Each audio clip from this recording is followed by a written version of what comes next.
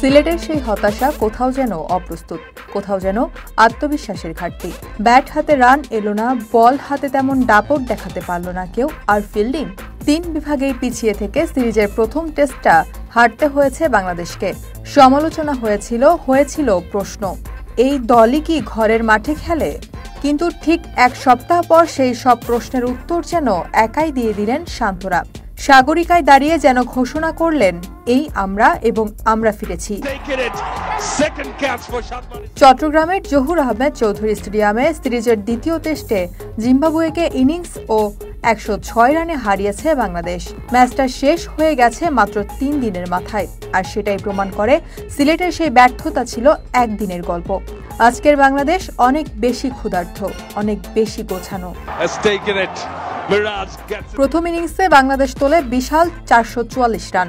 শান্ত, মুশফিক কিংবা মিরাজ প্রত্যেকেই রেখেছেন অবদান। ইনিংসটা ছিল দৃঢ়তার প্রতিচ্ছবি, যে ইনিংস শুধু রানই নয়, আত্মবিশ্বাসও ফিরিয়ে এনেছে ড্রেসিং রুমে।